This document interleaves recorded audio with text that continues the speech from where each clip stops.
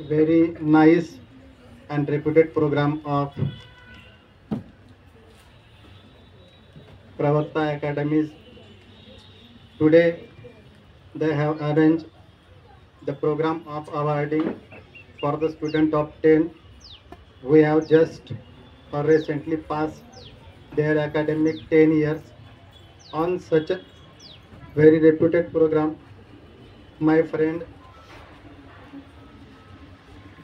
director of his academy, Mr. Ravindra Patil sir, Sagar Patil sir, Arun Patil sir, Rajput sir, Yogesh sir, and my very close friend Shashikant sir, and my nearest friend P.D. Patil sir and Lakshman sir are here for the program.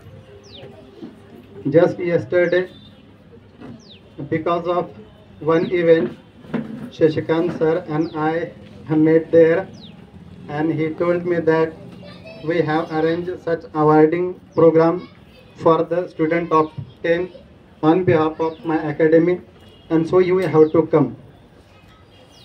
That time I had to go to Jalgaon for some my personal work, but when he invited me about this program, so I thought that this is really important to attend the program instead of going to Jalgaon. So I am here because of his invitation. So thank you, Shashikant sir. And Shashikant sir is my very favorite colleague amongst my friends. That is very special reason, and that reason is he is very consistent person. He is very hard working person, because I am not related to him just now, sir. I have been related him from 20 to 25 years just now.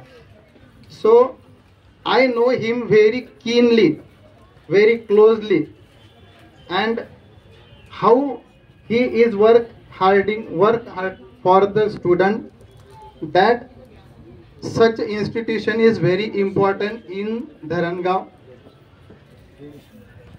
because Ravindra Patil sir has told us that English is very important language, not in Maharashtra, not in India, but in the world. If you are able to speak English, then you can go anywhere, any corner of the world, and you can discuss, you can communicate with the world.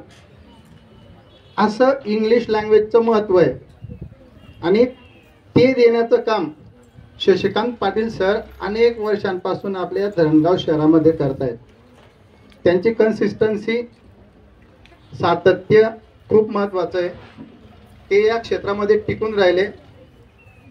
Everywhere there is competition, but because of competition he is stable and his friends.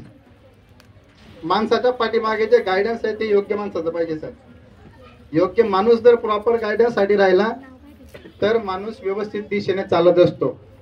तुमच्यासारखी G team आहे आज हे पाहिली की sir शेंदुर्णीहून आले आहेत, sir जळगावहून आले आहेत, sir पावड्याहून आले आहेत.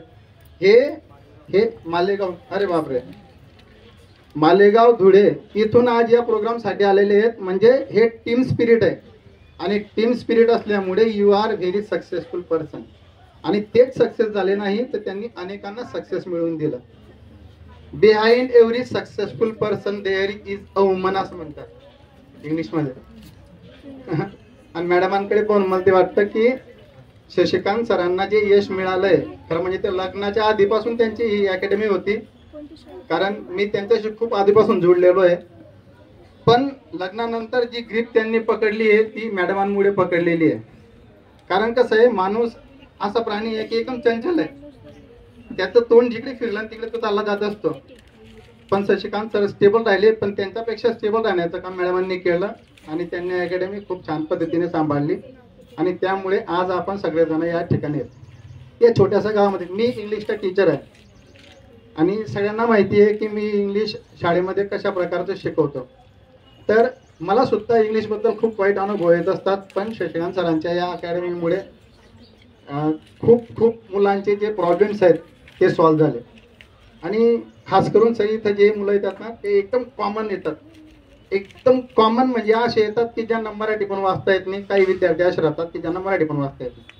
काही विद्यार्थी असे राहतात की ज्यांचा इंग्लिशशी नुकताच परिचय झालेला आहे. पण जेव्हा 4-5 वर्ष त्यांनी अकॅडमीमध्ये काढली ना, तर त्याच्यानंतर मला त्यांच्यावर विश्वास बसत नाही की खरं हे विद्यार्थी 4-5 वर्षापूर्वी असे होते की ज्यांना ABCD माहित नव्हती, ज्यांना A माहित नव्हतं, आणि they are very fluent in their speaking after spending their 4 to 5 years in the academy. म्हणजे एवढे ते अत्यंत फ्लुएंट होऊन झालेले असतात. आणि जगामध्ये सरांनी सांगितलं होतं पहिले सरांनी की आज तुम्हाला हुशारीपेक्षा तुमच्यामध्ये इंटेलिजन्सपेक्षा तुम्ही किती ऍक्टिव्ह आहेत ते महत्वाचं आहे. कारण इंजिनिअरिंगमध्ये कॅम्पस सिलेक्शन जातं सर. कॅम्पस सिलेक्शनला GD ला खूप महत्व आहे. GD म्हणजे group discussion round 1, round 2, round 3 असे 3 राऊंड होतात. म्हणजे तुमचं कॅम्पस सिलेक्शन झालं की तुम्ही अपॉइंटेड झाले असं नसतं. कॅम्पस सिलेक्शन झाल्यानंतर GDचे 3 राऊंड होतात. त्या GDच्या 3 राऊंडमध्ये पहिला राऊंड कॉमन राहतो. तुमच्या मित्रांमध्ये तुम्हाला 8 जणांना बसून डिस्कशन करायचं राहतं की जे इथं होतं.